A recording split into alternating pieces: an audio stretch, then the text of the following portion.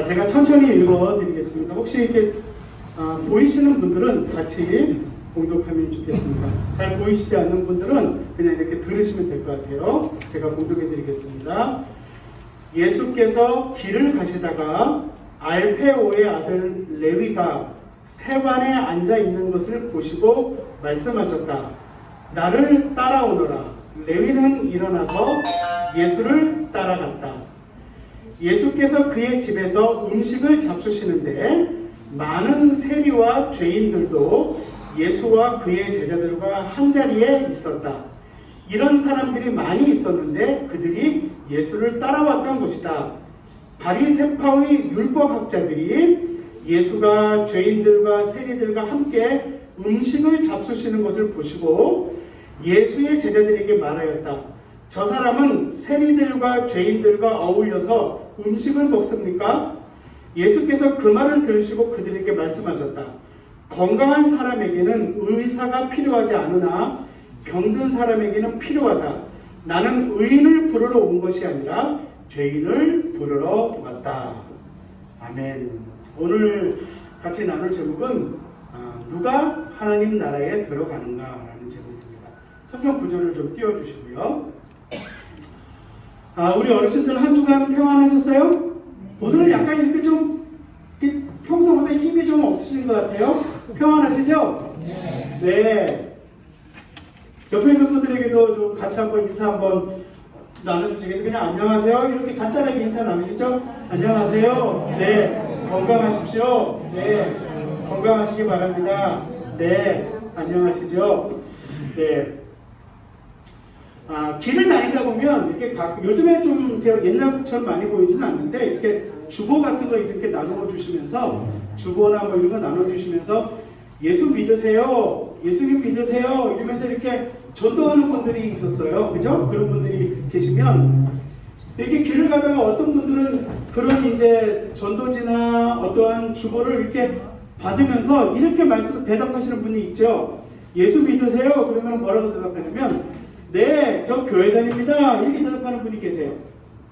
예, 예수 믿으세요? 그러면 네, 저 교회 다닙니다. 이렇게 얘기하는 분이 있어요. 오늘날의 많은 사람들은 기독교인, 그리스도인 이렇게 말하면 그 사람들은 교회 다니는 사람들이라고 알려져 있습니다. 예수를 믿습니까? 라고 이야기하면 교회를 다닙니다. 라고 대답하는 경우가 많아요.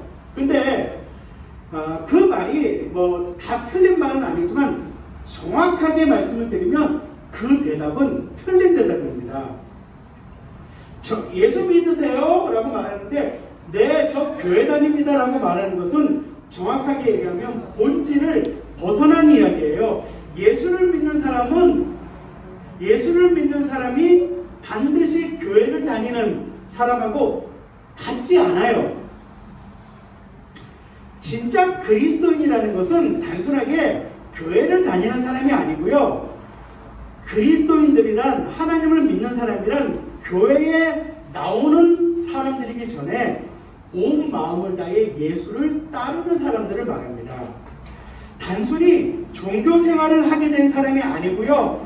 삶을 살아온 목적과 방향에 대전환이 일어나고 내 인생의 주인이 되신 예수 그리스도를 삶의 중심에 놓고 모든 면에서 그분을 따라가는 사람이 그 사람이 기독교인이요, 그 사람이 그리스도인이요, 그 사람이 예수 믿는 사람입니다.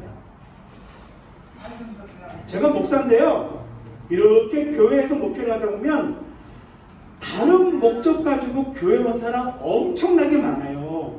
요만한 중고등학생들 있죠? 요만한 중고등학생들은요, 여자친구 꼬시려고 교회 와요.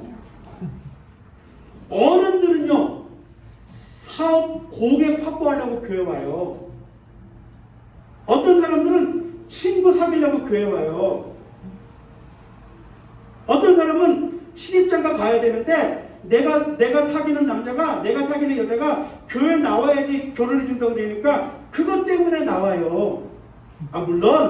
물론 그렇게라도 나와서 예수님을 만나면 참 다행이지만, 그렇게라도 와서 예수님을 만나면 참 다행이지만 그냥 그렇게 다니는 사람, 그 사람 기독교인 아니에요. 그러니까 어르신들, 교회 다니는 사람 다 기독교인이라고 생각하지 마세요. 교회 다니는 가짜들이 더 많은 세상이 요즘 세상이에요. 그러니까 어르신들 주변에 나 교회 다녀요. 아이고 저 사람 교회 다닌다 이러면은 다 기독교인이라고 생각하지 말라고요. 기독교인이란 무엇이냐? 그리스도인이란 누구시냐? 온 마음을 다해서 예수를 따르는 사람이요. 지금까지 살아온 삶의 목적과 방향이 예수님 때문에 대변화가 일어난 사람이요. 내 인생의 주인이 예수님인 줄 알고 그분을 삶의 중심으로 놓고 모든 면에서 그분을 따라가는 사람, 그 사람이 그리스도입니다. 근데 오늘 제가 우리 어르신들과 같이 생각해 볼 것은 뭐냐면 사람들이 왜 예수 앞에 나오지 않을까? 사람들이 왜 예수 앞에 나오지 않는가라는 질문이에요. 제 질문을 우리 어르신들 잘 들으셔야 돼요. 사람들이 왜 교회에 나오지 않는가? 그 질문이 아니고요. 사람들이 왜 예수 앞에 나오기를 싫어하는가? 우리 어르신들 가운데서도 예수님 이야기에 귀가 번쩍 뜨이는 분도 계시고, 예수님 이야기에 그러면 그냥 귀를 막으시는 분이 계시고, 예수님 이야기에 그러면 그냥 관심이 생기시는 분도 계시고, 다양한 분들이 계실 거예요. 근데 사람들이 교회에는 나올지언정 예수님 앞에는 나오지 않는 사람들이 너무 많아요. 그 이유가 뭘까? 사람들이 왜 예수님 앞에 나오지 않을까? 그 이유가 어떤 분들은 사람들이 예수님이 누구이신지 모르기 때문입니다 라는 이야기를 해요. 그것도 맞는 말이죠. 그런데 저는 그거보다 더 먼저가 있다고 생각해요. 사람들이 예수님 앞에 나오지 않는 이유는 뭐냐면 나를 몰라서 그래요. 내가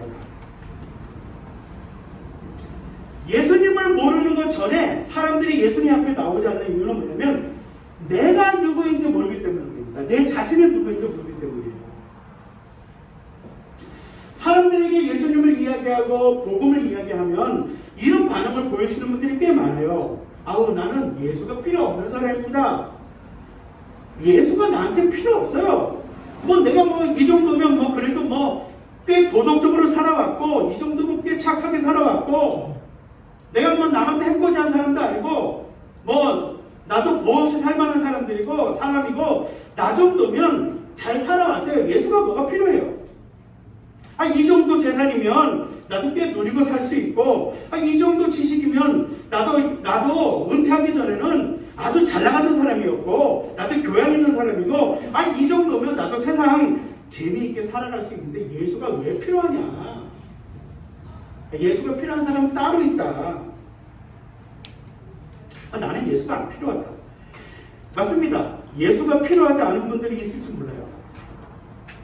어쩌면 그런 분들에게는 예수가 필요 없을지 모릅니다. 근데 오늘 우리가 읽은 본문이 굉장히 재미있는 이야기를 하고 있어요. 오늘 아까 제가 읽어드렸지만 예수님께서 길을 가시는데 레위라는 사람이 세관에 앉았어요. 이 레위라는 사람이 이름이 한국 사람이 아니니까 이름이 레위인데 이 사람의 또 다른 이름이 되게 중요한 이름이에요. 옛날에도 우리 한국에도 이름이 두 개나 집에서 부르는 이름, 친구가 부르는 이름이 두 개, 이렇게 세 개 있는 분들이 있는 것처럼 이 레위라는 사람의 또 다른 이름이 있는데 이 레위가 누구냐면 성경의 마태복음을 쓴 마태라는 사람이에요. 이름이 같은 사람이에요. 레위라고도 부르고 마태라고도 불러요. 그 예수님이 길을 가시는데 이 레위, 즉 누구라고요? 마태가 세관에 앉아있었어요. 세관. 그러니까 예수님이 뭐라고 하냐면 나를 따라오라 라고 부르셨습니다. 이때는 아직 이 레위가, 이 마태가 예수님을 모를 때예요. 예수님을 믿지 않을 때예요. 예수님을 따르지 않을 때예요. 그때였는데 예수님이 나를 따라오너라. 그러니까 이 레위가, 이 마태가 세관에 앉아있었어요. 그러면 우리 어르신들, 이 마태가, 이 레위가 세관에 앉아있다가 예수님을 따라갔잖아요. 그러면 세관에 앉아있었다는 것은 이 사람의 직업이 뭔지 알 수 있죠. 이 사람의 직업이 뭐였을까요? 세관은 세금 걷는 곳이잖아요. 그러면 세관에 앉아있었다는 말은 세관에서 일을 하고 있었다는 얘기예요. 그러면은 이 레위의 직업이 뭐예요? 우리 현대 우리식으로 하면 세무 공무원, 세금 받는 사람이 세무 공무원. 그런데 우리 어르신들 잘 생각해 보셔야 되는 게, 우리 시대에는 뭐 세무 공무원 그러면 아이고 저 사람 직업 좋네 이렇게 생각할 텐데, 이 시대는 우리 시대하고 달라요. 이 시대의 세무 공무원은 가장 더러운 놈으로, 가장 나쁜 놈으로, 가장 상종 못할 죄인으로 손가락질 받는 게 당시의 세무 공무원이었어요. 이유가 있어요. 이유가 뭐냐면, 당시에는 우리나라 일제시대랑 약간 비슷해요. 그러니까 일본 사람들이 우리나라에 와서 강제로 통치하고 있었던 것처럼, 당시에 이스라엘은 로마라는 나라가 통치하고 있었어요.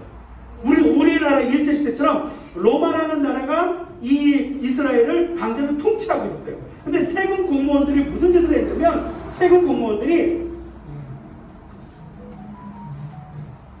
자기 나라 사람들한테 세금을 악착같이 걷어서 로마 사람들에게 세금을 많이 갖다 바쳐갖고 아부하고, 그런데 보세요. 세금을 로마에다가 50만 원을 갖다 바쳐야 돼.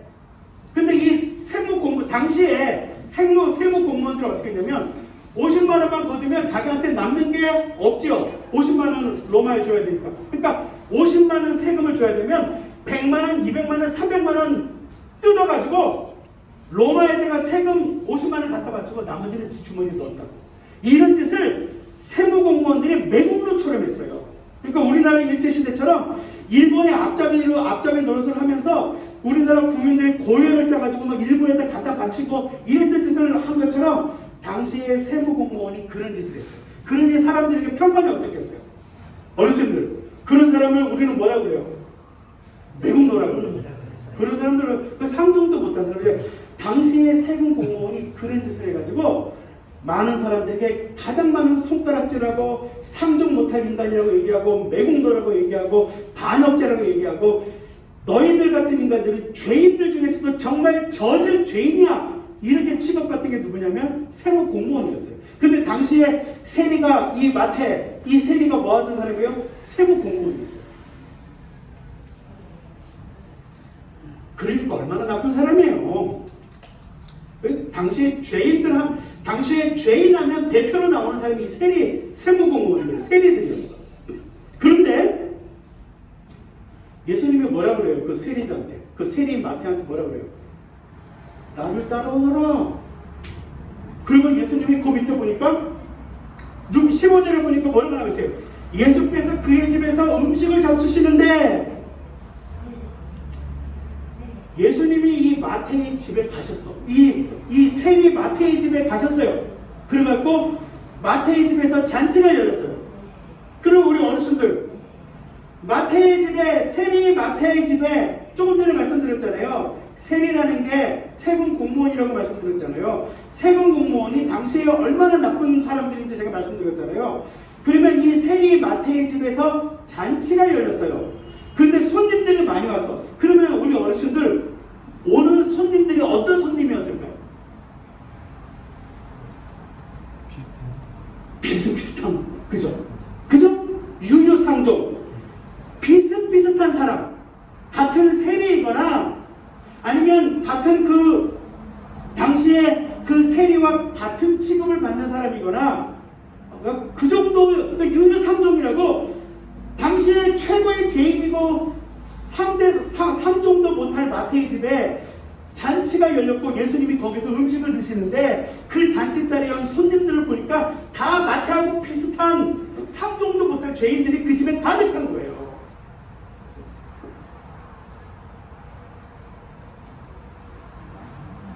근데 예수님이 그 집에 가셨다고요. 가셔서 그 집에 음식을 잡수시고, 성경에 보면 그들과 실제로 아주 즐겁게 어울리셨어요. 그냥 내가 이 더러운 것들 속에 내가 그냥 있어주자 이게 아니고, 예수님이 그들과 정말 친구처럼 어울리셨어요. 그게 기독교의 하나님이에요. 그들과 실제로 어울리셨어요. 그런데 이 모습을 문 밖에서 지켜보던 바리새인과 율법학자, 여기 뭐 바리새인, 율법학자 이런 거 어려우시죠? 이런 거 그냥 쉽게 생각하세요. 바리새인과 율법학자는 당시에 종교 지도자들이었고, 그리고 이스라엘 백성들의 생활 지도자들이었다고 생각하시면 돼요. 당시에 그 이스라엘 백성들의 그 종교를 인도하는 지도자, 그리고 그들의 생활에 법을 가르쳐주는 율법 지도자들이 이 바리새인들과 율법학자들이었어요. 근데 이 사람들이 예수님이 마태집에서 그 더러운 마태집에서 음식 잡수시고 하는 걸 보니까 이 사람들이 가만히 있을 수가 없는 거예요. 아니 어떻게 저런 더러운 것들하고 이 예수라는 사람이 어울리지? 어떻게 이 더러운 것 집에 가서 예수라는 사람이 저렇게 같이 즐겁게 음식을 먹지? 이 사람들이 바리새인들과, 근데 우리 어르신들, 이 바리새인들과 율법학자들은 겉으로 볼 때는 당시에 선생님이고 존경받는 사람들이고 당시에 굉장히 도덕적인 삶을 살았고 경건한 생활을 살았고 누구보다도 하나님에 대해서 잘 안다고 생각했던 사람이 이 바리새인들과 율법학자였어요. 겉으로 볼 때 이 바리새인들과 율법학자는 굉장히 바른 생활을 한 사람이에요. 모범적인 생활을 한 사람이에요. 존경받는 생활을 한 사람이에요. 경건한 생활을 한 사람이에요. 나 정도면 괜찮아 라고 얘기할 만한 사람들이에요. 그런데 이 바리새인들과 율법학자들은 위선자들이었어요. 겉으로는 겸손했지만 우월감에 가득 찼고 자비로운 모습을 가졌지만 정죄하는 사람들이었고 진리를 아는 것처럼 떠들었지만 영적인 맹인이었고 성경에 지식은 있었지만 그 본뜻은 모르는 사람들이 이 바리새인들과 율법학자였어요. 이 사람들은 병든 사람이라고요. 바리새인과 율법학자들은 병든 사람이에요. 가장 위험한 병에 걸린 사람이에요. 어떤 위험에? 이 바리새인과 율법학자들은 자기가 병들었는데 병든 것을 모르는 사람들이라고요. 우리 어르신들, 병원은 누가 가요? 병원은 누가 가죠? 아픈 사람이 가요? 의사는 누가 찾아가요? 아픈 사람이 찾아가요? 틀렸어요. 정답 아니에요. 자기가 아픈데도 아픈 줄 모르는 사람은 병원에 안 간다고요. 맞죠? 내가 아파도 아픈 줄 모르면 병원에 안 가요. 어떤 분들, 이런 분들 계세요. 큰 병에 가서 병원에 딱 갔더니 이미 손 쓸 데 없대요. 이미 말기에 말기. 근데 왜 안 갔어요? 그동안에?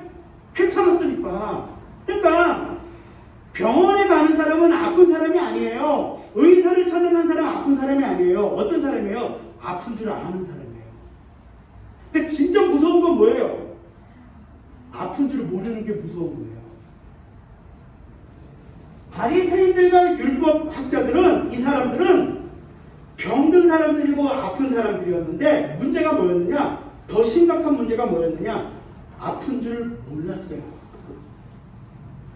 여기서 말하는 아프다는 것은 어르신들 그냥 몸이 아프다 뭐 이런 것만이 아니에요. 자기가 하나님 앞에 죄인이고 자기가 살아온 인생이 잘못되었고 한계가 있는 사람이고 내 인생의 주인이 하나님이 세상을 만드시고 하나님이 세상의 주인이시고 나의 주인이신데 그런 거 모르고 내가 내 인생을 내가 주인으로 살아와서 많은 사람들에게 상처 주고 많은 사람들의 가슴을 아프게 하고 남이 볼 때는 의로운 척하고 남이 보지 않을 때는 어디 가서 누가 나한테 갑질하면 화내면서 나는 나보다 약한 사람한테 갑질하고 밖에 나가서 회사에서 화내면 애들한테 소리 지르고 애들한테 화풀이하고 밖에 나가서 회사에서 기분 나쁜 일이 있으면 자기보다 연약한 아내한테 와가지고 아내한테 소리 지르고 밥상 뒤집어 엎고 막 그렇게 살았어도 자기가 잘못한 줄도 몰라요. 자기가 꽤 괜찮게 살아왔다고 생각해요. 이 바리새인들과 율법학자들은 그들의 인생이 겉으로는 그럴듯해 보여도 위선과 거짓과 교만과 우월감으로 가득 차 있고 자기 자신이 어떤 건지 모르는 사람이었기 때문에 이 바리새인과 율법학자들은 어떤 사람이냐면 예수님이 필요 없다고 생각합니다. 나 정도는 괜찮아. 그런데 반면에 여기 이 마태나 이 마태의 집에 모인 사람들은 자기가 죄인인 걸 알 수밖에 없어. 왜요? 남이 봐도 나는 죄인이고 내가 봐도 나는 죄인이야. 남이 봐도 내가 잘 못 살았고 내가 봐도 내가 잘 못 살았어. 남이 봐도 나는 형편없게 살았고 내가 봐도 나는 형편없게 살았어. 그러니까 이 맹물 취급당하고 이 세금 공무원으로서 나쁜 짓을 한 나는 내가 봐도 정말 나빠. 남들이 보기에도 난 정말 나빠. 그래서 이 사람들은 뭔지 알아요? 아, 내가 죄인이구나. 아, 내가 내 인생이 정말 망가졌구나. 우리 어르신들 당시에 세금 공무원이 얼마나 손가락질 받는 직업인지 제가 설명을 드렸잖아요. 근데 이 사람들이 하고 많은 직업에서 세금 공무원이라는 그 손가락질 받는 직업을 가질 수밖에 없는 이유가 뭘까요? 잘 생각해 보세요. 이들의 인생이 쉽지 않았다는 거예요. 태어날 때부터 잘못된 부모 밑에서 잘못된 가정에서 사연이 많은 사람들이에요. 사연이 많으니까 남들이 그렇게 죄인 취급하고 침뱉고 인간 이하로 취급받는 세금 공무원이 됐겠죠. 옛날에 요즘이야 정육점 하는 분들이 얼마나 돈도 잘 벌고 얼마나 잘 사는 분들이 많은데요. 옛날에는 백정이라고 했잖아요. 백정. 아니 누가 자기가 자기 발로 백정이 되고 싶어? 자기가 자기 발로 백정 되고 싶은 사람이 없잖아요. 마찬가지예요. 이 시대에도 누가 자기가 자기 발로 세금 공무원이 되고 싶겠어요. 그런데 세금 공무원이 됐다는 것은 뭐예요? 삶이 기구하다는 얘기예요. 사연이 많다는 거예요. 어쩔 수 없이 세금 공무원이 된 거예요. 그러니까 이 마태나 마태의 집에 모인 사람들은 자기가 망가진 사람인 걸 알아요. 아, 내가 문제가 있는 사람인 걸 알아요. 아, 내가 깨진 사람인 걸 알아요. 아, 내 인생이 내 뜻대로 되지 않는구나 하는 걸 알아요. 아, 내 삶이 내가 원하는 삶을 살지 못했던 걸 알아요. 남들도 알고 자기도 알아요. 예수님이 보실 때에는 하나님이 보실 때에는 바리새인들이나 율법학자도 죄인이에요. 깨지고 망가진 인생을 산 사람이에요. 이 마태나 마태의 집에 모인 사람들도 깨지고 망가진 사람들이에요. 이 바리새인들과 율법학자들은 나는 저런 죄인들보다는 나아라고 생각했지만 하나님이 보실 때는 같은 죄인이에요. 그런데 차이가 뭔지 아세요? 바리새인과 율법학자들은 자기가 깨지고 망가진 죄인이라는 걸 몰라요. 그런데 이 마태나 마태의 집에 모인 사람은 그거를 알아요. 제 남동생이 직업이 공인회계사예요. 근데 제 남동생이 공인회계사 시험을 칠 때 몇 번 떨어졌는데 한 번은 아깝게 5점 차이로 떨어졌어요. 그러니까 보십시오. 우리 어르신들 90점 맞아야지 들어갈 수 있는데 90점 맞아야지 예를 들자면 어느 학교에 90점을 맞아야지 들어갈 수 있는데 저는 89점이고 우리 시설장님은 89점, 우리 김덕기 목사님은 88점, 저는 60점 막 이렇게 맞았어요.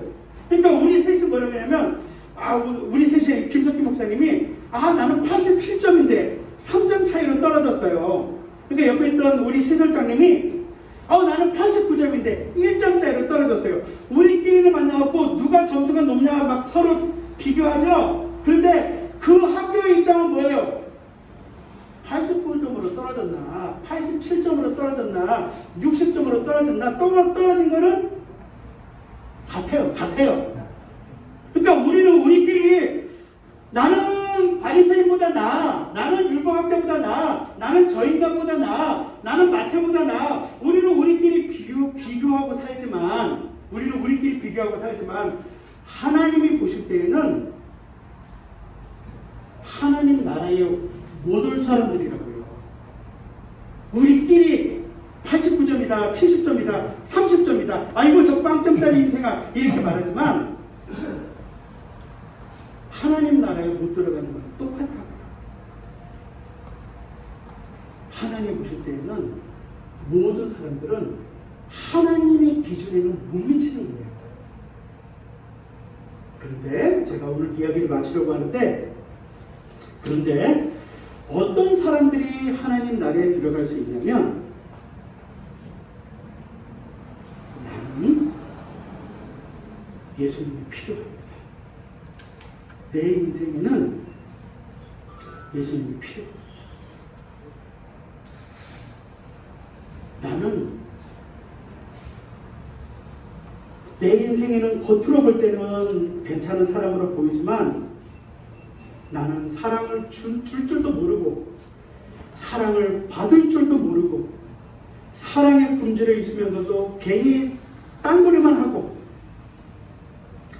사랑을 표현하고 싶은데도 상처만 주고 그걸 알면서도 고칠 수도 없고 가질 수 없는 욕심인 거 알면서도 탐욕을 버릴 줄 모르고 이미 가지고 있는 것은 감사할 줄을 모르고 행복을 찾고 싶지만 신기루처럼 사라져버리고 분노를 참지 못하고 욕설을 참지 못하고 폭행을 참지 못하고 내 인생에는 경제적인 고통, 건강의 고통, 사랑의 시련, 온갖 고통과 삶이 있는 나는 깨지고 망가지고 연약한 사람입니다. 나는 예수님이 필요합니다. 라고 말하는 사람들이 하나님 나라에 들어간다는 이야기가 그게 오늘 이야기예요. 예수님은요, 스스로 자기를 건강하다고 생각하는 사람, 나는 의롭다고 생각하는 사람, 나는 예수가 필요 없다는 사람, 예수님은 그런 사람들을 부르지 않습니다.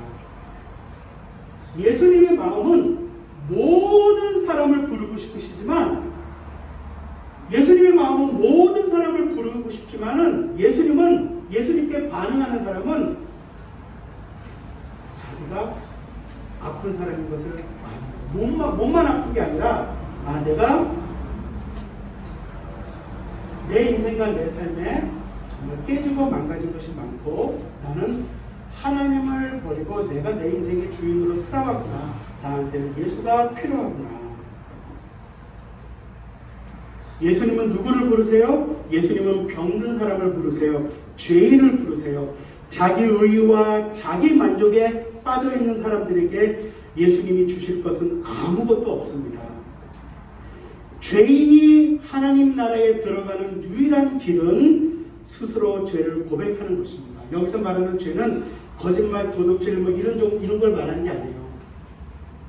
여기서 말하는 죄는 뭐냐면 하나님이 나와 세상을 만드신 진짜 주인인데 나는 하나님이 있는 줄을 모르고 하나님을 버리고 내가 내 인생의 주인이고 내가 내 인생의 왕으로 살아왔습니다. 그런데 잊어보니 하나님이 나를 만드셨고 하나님이 나와 이 세상의 주인이십니다. 이게 죄를 고백하는 거예요. 내가 깨지고 상하고 한계가 있는 사람이라는 것을 직면하는 사람입니다.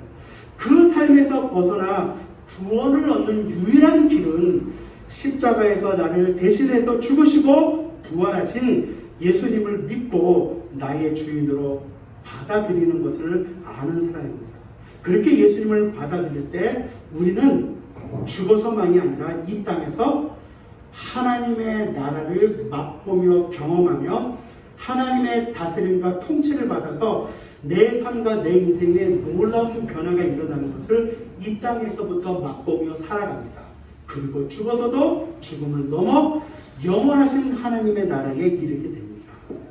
여기 계시는 우리 어르신들, 또 여기 계시는 우리 비지트 엔젤스의 직원분들 또 저 자신 우리는 어떤 사람이에요?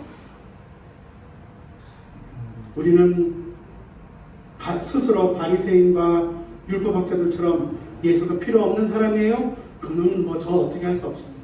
그러나 여러분들 가운데 저는 예수가 필요합니다.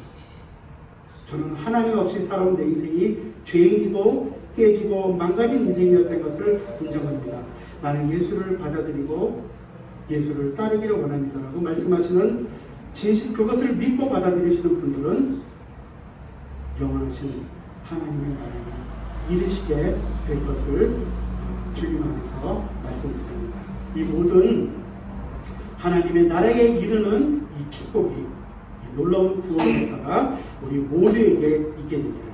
그래서 이 땅에서부터 하나님의 나라의 백성으로 새로운 삶을 시작하게 되는 축복이 우리 모두에게 있기를 주님의 이름으로 축복합니다. 네, 기도하겠습니다. 하나님 아버지 감사합니다. 세상에 많은 사람들이 남은 볼 줄 알고 자기는 볼 줄을 모르고 살아갑니다. 남은 손가락질하고 남은 비판하면서도 자기를 볼 줄 아는 사람이 정말 드뭅니다. 어떤 사람들은 나 정도면 괜찮다고 생각하고 살아갑니다. 그런 사람들에게는 하나님이 필요 없다고 사는 분들도 있습니다. 하나님, 간절히 기도하기는 오늘 이곳에 계시는 모든 어르신들과 모든 분들이 내가 내 인생에 하나님 없이 살아온 내 인생이 정말 깨지고 망가지고 한계가 있는 인생이었구나. 하나님 없이 살아온 내 인생이 내가 원하고 내가 바라지 않던 한계가 있는 깨지고 망가진 인생을 살았구나. 나에겐 정말 하나님이 내 인생에 찾아오셔서 새로운 인생과 새로운 삶을 살아야 되겠구나. 그러한 마음의 변화가, 구원의 역사가 이곳에 있는 모든 분들에게 있게 하여 주시옵소서.